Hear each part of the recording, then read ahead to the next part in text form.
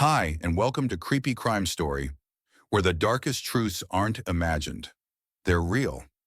At 11:35 a.m. on February 10, 2023, Burke County emergency dispatchers received a 911 call from a man at a mobile home on Clark Loop Road in Morganton, North Carolina. The voice was frantic, barely coherent, a man gasping that his pregnant girlfriend had collapsed, that she wasn't breathing, that something was wrong. Within 5 minutes, paramedics arrived. The front door was unlocked. No signs of forced entry, no broken glass, no smell of gas or fire. But the woman inside, later identified as Brandy Ransboltum Deal, 41, was already cold to the touch. Initially, they thought it was a medical episode. She was visibly pregnant, close to term. The bedroom showed no signs of a struggle, nothing overturned, a baby bag neatly zipped on the floor, a folded blanket still warm on the changing table. Only when a responder rolled her body gently to one side did they notice the puncture wound. Then another, and another. By 11:51 a.m., law enforcement was on scene. The house was cordoned off as a possible homicide. Brandy Deal was declared deceased at 12:07 p.m., along with her unborn son. The fetus never had a chance. The lead detective from Burke County Sheriff's Office was notified within the hour. His notes began with a single line: female subject, full-term pregnancy, shot multiple times inside residence. No sign of forced entry. No weapon found. No shell casings. Surveillance footage from nearby intersections was requested immediately. Door-to-door contact with neighbors began. Interviews were short. Most residents worked during the day, didn't see or hear anything unusual. One elderly couple down the road recalled hearing a soft pop pop, but assumed it was construction. Brandy's boyfriend, the 911 caller, remained on scene. His hands were trembling. Repeatedly, he said, "I didn't hear anything. She just dropped. She was just standing there, then dropped." He wasn't armed. His clothes were clean. His phone data showed he'd been home since morning. At the time of the incident, he'd been in the kitchen making lunch. He was transported for questioning, but was not placed under arrest. His initial statement was consistent across interviews. Brandy had mentioned feeling tired. She had been on edge for days. He thought it was just nerves about the baby. She hadn't complained about anyone following her. No threats, no domestic incidents. But something in his tone, weary, defensive, lingered. The autopsy was scheduled the next morning. In the meantime, crime scene investigators processed the bedroom. That's where they found the first real evidence. Behind the white cotton curtains tucked into the inner edge of the window frame were two entry holes consistent with .22 caliber projectiles. One hole in the drywall above the dresser, one in the back wall below the window frame. Both shots had a downward trajectory, consistent with a shooter firing from the passenger side of a vehicle or possibly from a seated position in a parked car. There were no shell casings recovered inside, no broken windows, no drag marks. The trajectory suggested the shots were fired from outside, through the thin aluminum siding and into the bedroom wall. Across the street, a home security camera, Ring brand, captured the front of Brandy's home at 11:32 a.m. The footage showed a dark-colored vehicle approaching the property at a slow roll. The video wasn't high resolution, no plate number, but it was something. The vehicle paused for less than 20 seconds in front of the Deal residence, then kept driving. Less than 3 minutes later, Brandy collapsed inside her home. By nightfall, a timeline began to take shape. February 10th, 2023, 11:32 a.m. Unknown vehicle slows in front of 217 Clark Loop Road. 11:35 a.m. Boyfriend calls 911. 11:41 a.m. First responders arrive. 12:07 p.m. Brandy Deal pronounced dead. No signs of forced entry, no sign of robbery. No one heard her scream. In the early stages, detectives entertained multiple angles: random drive-by, mistaken identity, targeted hit. But the forensic indicators said otherwise. This wasn't a robbery gone wrong. There was no evidence of anything being stolen, no valuables missing, not even a drawer opened. Her phone was recovered from the nightstand. The last outgoing text had been sent at 10:53 a.m. to a friend. Nesting like crazy LOL, he could come any minute now. That friend was interviewed the next day. She said Brandy had mentioned someone from her past, someone who wouldn't leave her alone. But she hadn't gone into detail. No names. No police reports had been filed. No restraining orders requested. That's when a question was penciled into the detective's margin. Did someone time this? Why today? The pattern of the shots, calculated, precise, silent, raised further concerns. No neighbors had heard tires screech. No one had seen a figure fleeing on foot. Whoever did this knew exactly when and how to strike. No confrontation, no warning. At 8:15 p.m., the medical examiner logged her preliminary findings. Victims sustained multiple small-caliber gunshot wounds to the thoracic region. One projectile penetrated the left lung, causing rapid internal bleeding. No exit wounds. Unborn fetus non-viable upon arrival. Forensic teams began mapping the bullet paths. The casing type and angle narrowed the possibilities. Whoever pulled the trigger had fired from outside the home, likely from a car, with direct visual contact through the window. While Brandy was in the bedroom preparing for delivery, there were no prints recovered from the exterior wall or window frame. No obvious signs of stalking, but that didn't mean it was random. It meant it was clean. The boyfriend was released after 48 hours. He passed a polygraph. His alibi held. By the third day, suspicion shifted outward. The vehicle in the surveillance footage became the primary lead. And the question hardened. If this wasn't spontaneous, then who had the motive and patience to wait until the victim was alone, vulnerable, and hours away from giving birth? And how many people had to know her routine well enough to plan the exact time? The footage retrieved from the Ring camera was grainy, but it didn't need to be crystal clear to raise flags. The vehicle appeared in frame at 11:32 a.m., slowing down in front of Brandy Deal's mobile home. No one exited. The engine never cut off. After about 20 seconds, it pulled forward and disappeared out of frame. 2 minutes later, Brandy was on the floor, bleeding out. The camera's timestamp aligned precisely with the boyfriend's 911 call at 11:35 a.m. That alignment was a problem. It was too tight, too clean. In real-world cases, timing usually isn't perfect. There are gaps, confusion. But here, the overlap between the vehicle's presence and the window of death was narrow enough to raise operational suspicion. The driver either got very lucky or knew exactly when Brandy would be alone and in that bedroom. Investigators worked quickly to enhance the image. Despite pixelation, one detail stood out: the rear bumper sticker. It wasn't readable, but the placement was distinctive. Left side, slightly upward tilt. The taillights had a vertical split, common in older Chevrolet sedans or compact SUVs. That was enough to narrow the search. Detectives cross-referenced DMV records for registered vehicles with partial matches in Burke County and surrounding townships. The number of possibilities, over 700, but only 19 of them were black or dark gray and had the same taillight design with a rear side sticker.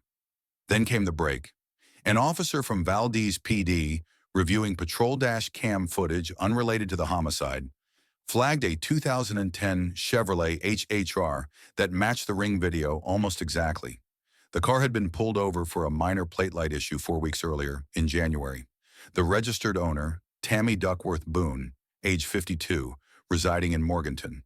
Boone had no criminal history, not flagged in any prior investigations. On record, she was a clerical assistant at a local shipping company. She'd never been questioned in any incident involving the Deal family. That changed now. Investigators submitted a request for surveillance from businesses on Boone Street and along the known travel corridor. One gas station camera showed the same HHR model driving past at 11:18 a.m. on February 10th, just 17 minutes before Brandy's 911 call. The vehicle turned off at the Clark Loop intersection. Proximity placed Boone's car within striking distance at the exact time of the shooting. But mere proximity wasn't enough for an arrest. Investigators needed linkage, evidence of intent, pattern, or contact. They pivoted to Brandy's phone records. While the phone had been locked, a data extraction protocol, standard under warrant, allowed access to the call logs, location history, and messaging apps. In Brandy's deleted message archive, a now-removed contact named Dylan R. appeared repeatedly from a burner number over the previous 3 months. The tone of the messages was hostile. One message dated January 27th read, Keep running your mouth. Watch what happens. Another from February 6th, just 4 days before her death. You'll regret it when it's too late. The number was prepaid, but geolocation from previous text pings placed the device near Boone's home address multiple times in late January. That same device went dark the morning of February 10th, shortly before the shooting. No further messages? Phone powered off? Never turned back on? That burner was never recovered. But its digital fingerprint, captured through carrier data, was enough to suggest Boone's home had become a node of movement for someone threatening Brandy in the days leading to her death. Still, the detective's internal report read, "We cannot prove Boone was the driver, nor that the burner phone belonged to her, but both point in her direction. At minimum, her vehicle was present at the homicide window." In parallel, technicians ran gunshot trajectory analysis. Based on drywall impact and angle of penetration, the shots came from a downward-facing trajectory, roughly 30 inches above road level, consistent with the seated passenger side of a standard sedan. It wasn't just plausible, it was mechanically consistent with Boone's HHR model. By February 14th, investigators had compiled a forensic report, surveillance alignment chart, and device correlation matrix. The evidence was circumstantial, but cumulative. They began preparation for a knock and talk, a voluntary interview with Boone to gauge response, demeanor, and contradictions. She answered the door calmly, denied knowing Brandy Deal, claimed she had been home all day on February 10th. No errands, no car use. But when shown a still frame from the ring footage of the HHR outside Brandy's home, her response stalled. "That could be mine," she said, "but I wasn't out that day." The data didn't agree. Traffic cam, time-stamped travel corridor video, and cell tower records placed her device and vehicle within a 3-block radius at the time of death. She didn't know that yet. The detective's notes later read, "Boone was too composed for someone who might be involved, but maybe she thought we couldn't prove anything. Or maybe she wasn't the one who pulled the trigger." At this stage, law enforcement didn't have enough to arrest Boone, but they had enough to watch her and the network of people surrounding her. Because there was one more thing that bothered them. Boone had been seen multiple times with a man, middle-aged, average build, often riding passenger in the HHR. His name hadn't surfaced yet, but it would. And soon, so would the full weight of what Brandy had been warning others about. Before Brandy Deal became the center of a homicide investigation, she was already on law enforcement's radar. Just not as a victim, not as a suspect either, but someone who'd made quiet warnings that didn't get recorded as official complaints. 2 months before her death, Brandy had gone to her OB/GYN for a prenatal appointment. At 39 years old and pregnant with her 4th child, the risk factors were higher, and she was scheduled for induced labor in early February 2023.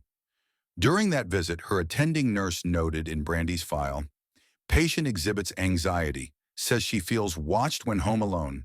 No physical symptoms." Referred to counselor. It wasn't flagged further. There was no formal complaint, no filed restraining order, no names recorded, but the unease was there. Documented, archived, ignored. Brandy had left a string of subtle breadcrumbs, text messages to friends, private Facebook posts later deleted, mentions during church group sessions that someone from the past wasn't leaving her alone. It was clear in hindsight that she anticipated something, just not how fast it would come. The investigative team had begun re-examining her digital footprint. While her unlocked apps revealed nothing suspicious, the metadata logs on her device showed a pattern. Her location history had been disabled manually 2 weeks prior to her death. Prior to that, it showed frequent travel between her home and a local grocery store, and one repeated detour to a gas station on Old Jamestown Road.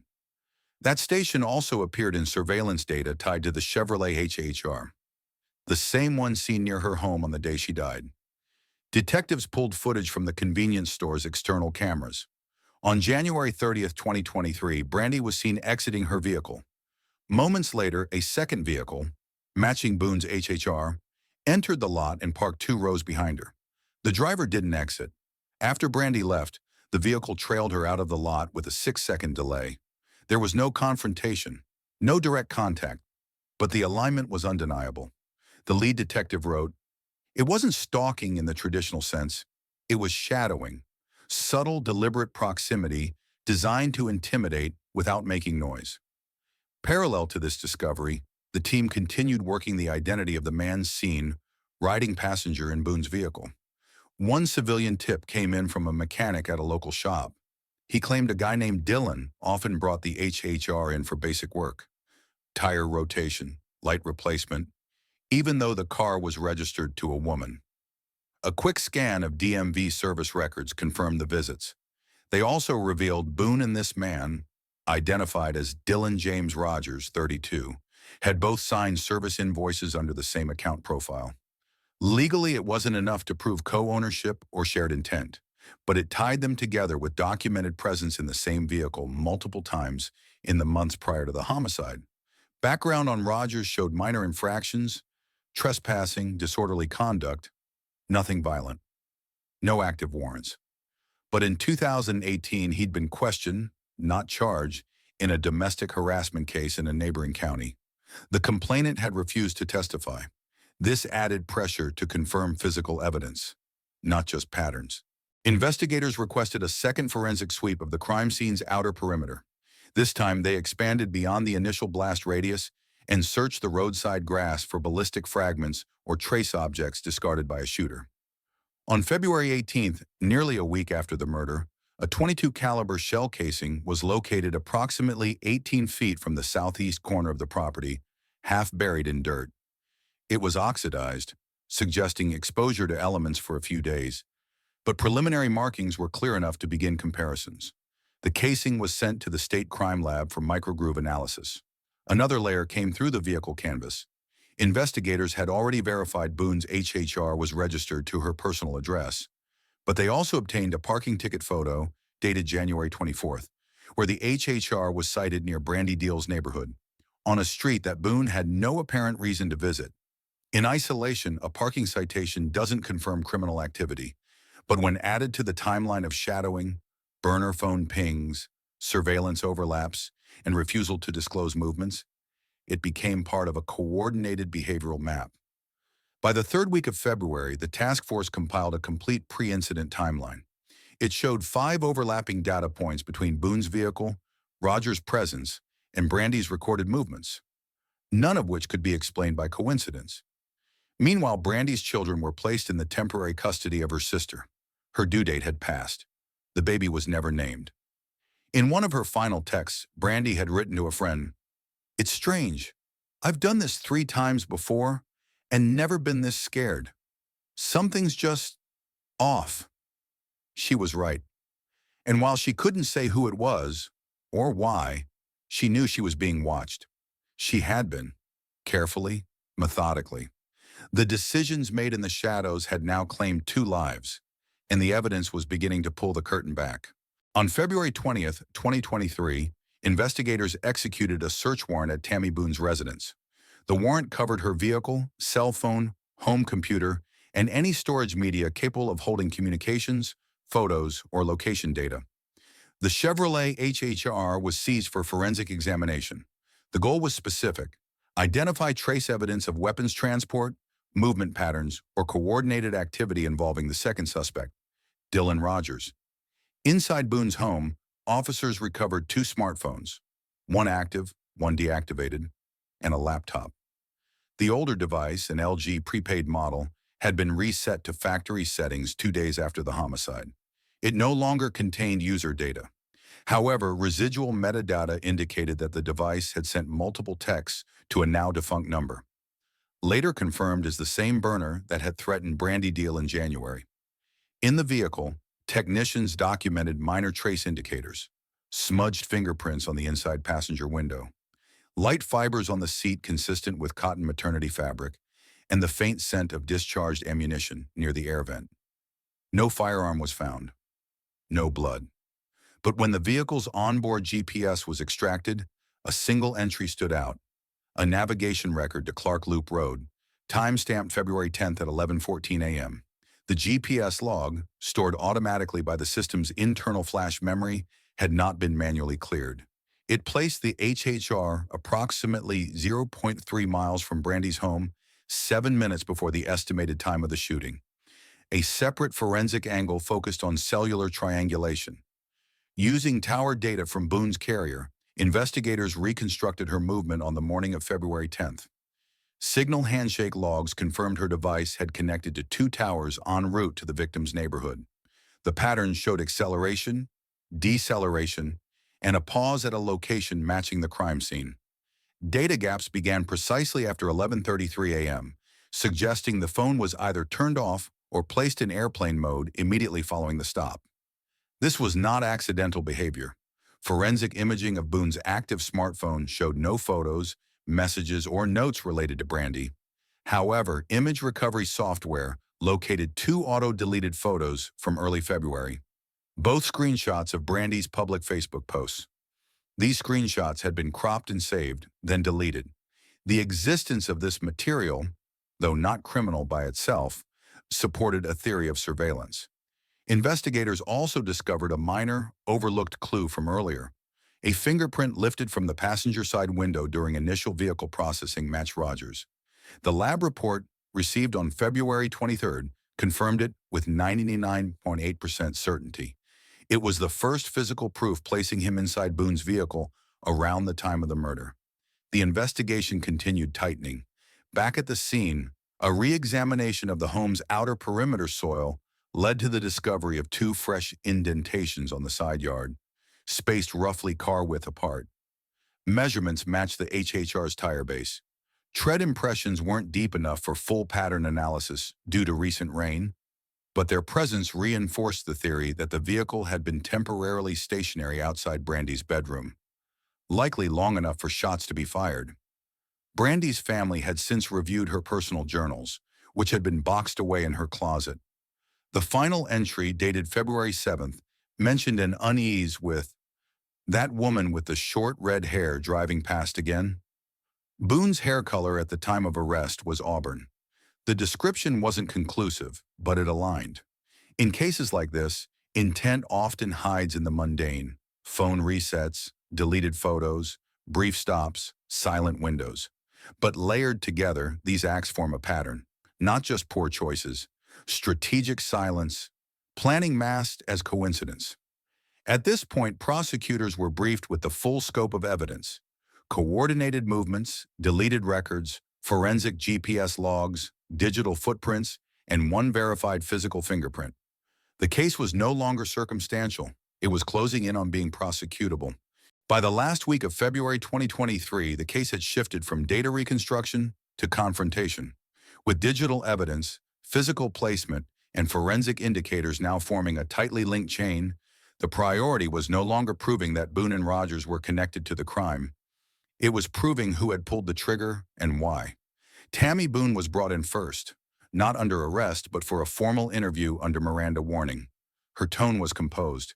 She denied ever being near Brandy's residence. When shown the GPS logs from her car and her phone tower data, she said she didn't know how all that stuff worked. Her demeanor didn't crack, but her story didn't hold. When presented with the image of Rogers' fingerprint on her passenger window, Boone shifted in her chair for the first time. She admitted he had been in the car sometimes, but claimed she had no knowledge of any plan involving Brandy Deal. She did not ask for a lawyer. She did not confess. But she didn't deny the possibility that Rogers had used her car without telling her everything. This wasn't cooperation, it was deflection, and it changed the angle of approach.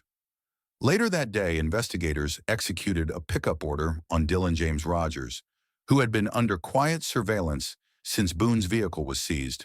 He was transported without incident. His public defender was present. The interview was brief. Rogers didn't speak, not when shown the evidence, not when asked about Brandy, not even when Boone's name was mentioned. But silence doesn't prevent a reaction. When the fingerprint photo was placed on the table, Rogers' posture changed, not defensive, not confrontational. Still, eyes down, jaw tight. His attorney intervened to end questioning. No confession was given, but no alibi was offered either. Legally, there was still no direct proof of who fired the shots, only who had the opportunity, the vehicle, the access, and the shared hostility. The turning point came 2 days later, when Boone's attorney requested a meeting with the district attorney's office. The offer was clear. If granted limited immunity and a reduced charge, Boone would admit to her role as driver and testify to Rogers' actions on the morning of February 10th. The decision was calculated, not remorseful, but it added clarity. Boone confessed to driving Rogers to Brandy's home. She claimed she thought they were just going to confront her and that Rogers brought a gun she believed was unloaded for intimidation. She remained in the car while he stepped out, aimed through the passenger window, and fired 3 rounds into the bedroom. According to Boone, the entire act took under 20 seconds. Her statement matched the Ring camera timestamp, the vehicle pause, and Brandy's time of collapse. Boone also confirmed the GPS navigation entry and explained the phone being placed in airplane mode to avoid location tracking. None of this minimized her role, but it gave investigators what they needed: intent, sequence, premeditation. By March 1st, 2023, Dylan Rogers was officially charged with second-degree murder and murder of an unborn child. Boone was charged with accessory to murder, unlawful discharge into an occupied dwelling, and obstruction. She accepted a plea deal for reduced sentencing in exchange for full cooperation. This chapter of the investigation ended with a booking photo and 2 case numbers, but not with resolution. Because while Boone had confessed to the drive and confirmed Rogers pulled the trigger, there was still no solid explanation for why Brandy was targeted when she was. Why the final push happened in those last few days. What Rogers was trying to erase or prove. Sometimes in murder cases, the motive dies with the victim. Sometimes it stays buried in deleted texts, glances never captured by camera, or intentions never admitted out loud. But what mattered now, what the law required, had been documented, confirmed, and prepared for court. By mid-March 2023, prosecutors were confident in what they had. A direct confession from Boone, physical evidence tying Rogers to the scene, and a timeline of movement supported by GPS, cellular data, and witness corroboration. The decision was made to move forward with a no-plea prosecution against Dylan Rogers. Boone, having accepted her deal, would testify. The courtroom was small, typical for Burke County, wood-paneled, fluorescent-lit, unremarkable.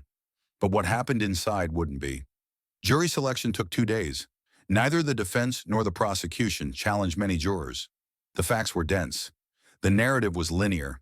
Emotionally charged, yes, but factually intact. Opening statements were restrained. The prosecution outlined the timeline, focusing on the forensic sequencing. The .22 caliber casing recovered from the crime scene perimeter, the fingerprint inside Boone's vehicle, the GPS entry to Clark Loop Road, the video still of the car at the window, the signal loss after the attack. One thread at a time, each tied tightly to the next. No speculation, no theory work. Boone's testimony was scheduled for day 3. In court, she presented herself carefully, not defiant, not apologetic, just aligned with the deal. She admitted to driving. She admitted to knowing Brandy from past conflict. She admitted to seeing Rogers aim the weapon and fire 3 times into the side of the mobile home. Her statement under oath matched her previous interview and matched the physical evidence. No cross-examination shifted the details. The defense attempted to weaken her credibility by pointing to her cooperation agreement. But the jury heard the chain of events from multiple angles. Cell data from Boone, forensic analysis of trajectory and shell angle, the medical examiner's precise estimation of death window, all locked into the same 20-minute block. Rogers did not take the stand. His counsel submitted no alternate suspect theory. There were no character witnesses, no psychiatric pleas, nothing to disrupt the clean line from premeditation to execution. The trial lasted 5 days. The jury deliberated for less than 4 hours. On March 24, 2023, Dylan James Rogers was found guilty of second-degree murder and murder of an unborn child. He was sentenced to life without parole. Tammy Boone, under the plea agreement, received 55 to 78 months in prison. She would serve time at a state correctional facility and be eligible for supervised release before the end of 2028. But no verdict reversed the loss. Brandy Deal's family sat silently as sentencing was read. Her children were not in the room. There had been no victim impact statements, not because they lacked something to say, but because some grief defies structure. The people left behind were not interested in closure. They were interested in knowing the system had done its job. This wasn't a sensational trial. No high-profile lawyers, no dramatic outbursts. But it was a case that proved how digital evidence, when properly collected and methodically applied, can close the gap between tragedy and accountability. And even in the absence of motive, even when the emotional why remains missing, the law is still capable of drawing a clear line between action and consequence. After the conviction, the courthouse emptied quickly. No press conference, no long statements from attorneys. The facts had spoken clearly. But the impact of Brandy Deal's murder didn't end at the courtroom doors. In Morganton, people remembered her not as a name in a case file, but as a woman who worked 2 jobs to raise her kids. She was preparing for a 4th child, setting up a crib one afternoon, and gone by that evening. Her death wasn't just a statistic. It reshaped a small community's sense of safety. Within weeks of the trial's conclusion, a local advocacy group launched a support initiative for pregnant women experiencing harassment or domestic threats. The name of the program, Brandy's Watch, was a deliberate reminder. It wasn't political. It wasn't reactionary. It was a response to the system's gap, the space between when someone feels unsafe and when law enforcement can act. Law enforcement agencies statewide also took note. Burke County's Sheriff's Office implemented procedural changes. Any informal statement about feeling followed or threatened, even without a formal report, would now be logged. No legal power attached, just a paper trail, a small, technical shift, but one rooted in the hard lesson this case delivered. Brandy never called police. She left hints, in journals and private messages, in passing words to friends. It wasn't enough to stop what happened, but in retrospect, it painted a consistent pattern. As for Boone, she was transferred quietly to a minimum security facility. Her sentencing drew no protests. Her cooperation bought her a shorter sentence, but not public sympathy. In this case, proximity had consequences. Complicity, even without pulling a trigger, still meant accountability. Rogers, now serving life, filed no appeals by May 2025. He remained in custody with no disciplinary incidents, no interviews granted, no statements issued. In cases like this, closure is never total. Families move forward, but not away. The message this case leaves behind is clear and procedural. Digital traces, if handled correctly, speak louder than motive. And premeditation doesn't always come in words. It comes in repeated actions, silent stops, phones turned off at the right moment. In the months following the sentencing of Dylan Rogers and Tammy Boone, the case of Brandy Deal didn't disappear from North Carolina's legal conversations. It reshaped them, quietly but structurally. Forensic training programs across the state began integrating case studies that emphasized not just the power of digital evidence, but the importance of context around it.